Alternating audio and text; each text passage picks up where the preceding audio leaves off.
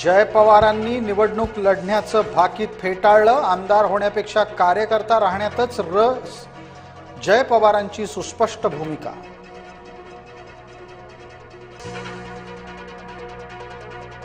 येवल्यामध्ये कांदा 1 रुपया किलो, टनामागे कांद्याला 1000 रुपयाचा दर मिळत असल्यानं शेतकरी चिंतेत।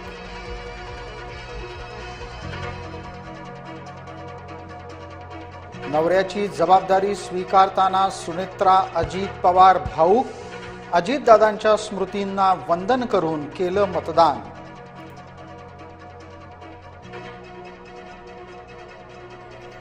बारामती आणि राहुरीमध्ये निम्मच मतदान। बारामतीत मतदानाचा टक्का 53 तर राहुरीत 51%। पश्चिम बंगालमध्ये पहिल्या टप्प्यात धो मतदान।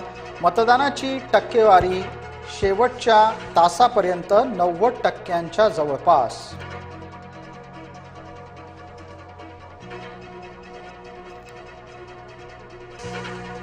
सप्तशृंगीच्या चांदी चोरीची चौकशी सुरू। सप्तशृंगी देवीच्या दरबारातून 22 किलो चांदी गेली चोरीला।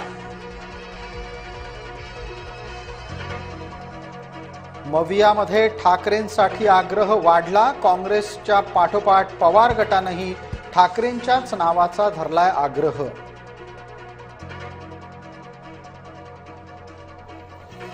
पुस्तक गोविंद पानसरेंचं शिवीगाळ मात्र प्रकाशकाला। शिवाजी कोण होता या पुस्तकाच्या प्रकाशकाला आमदार संजय गायकवाड यांची शिवीगाळ। संजय गायकवाड यांचा वाचनाशी संबंध काय, रोहिणी खडसे यांनी विचारला थेट सवाल।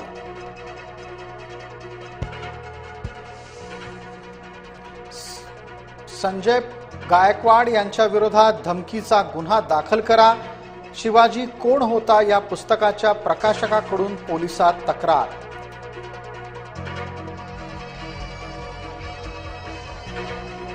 मीरा भाईंदर मध्ये मराठी बोलणाऱ्या रिक्षा चालकांना मनसेकडून ओळख। मीरा भाईंदर मध्ये मनसेचं स्टिकर लगाव अभियान।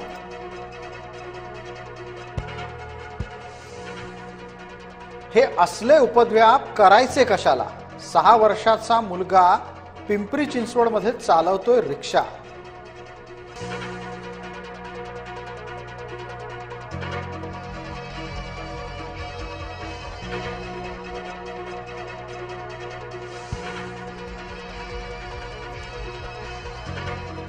पश्चिम बंगालमध्ये पहिल्या टप्प्यात धो मतदान। 3 वाजेपर्यंत 79% मतदान झाल्याचा आकडा।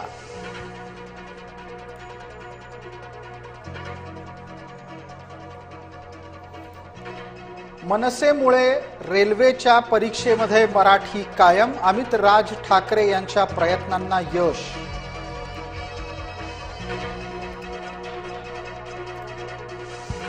IRGC कडून भारताकडे येणाऱ्या तेलवाहू जहाजावर हल्ला। भारताच्या तेल साठ्याचं संकट कायम।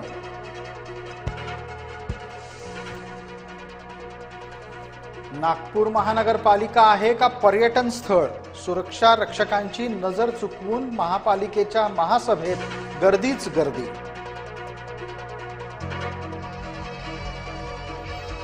अपहरण करून अल्पवयीन मुलीवर अत्याचार झाल्यानंतर पीडितेला शाळेत डांबलं।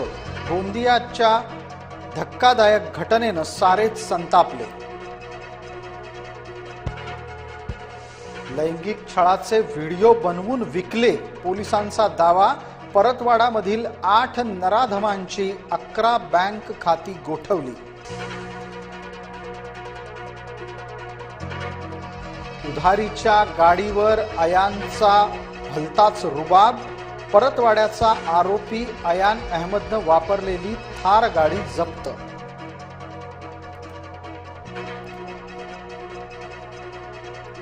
पाचव्या गुन्ह्यातही खरातनं मिळवली न्यायालयीन कोठडी।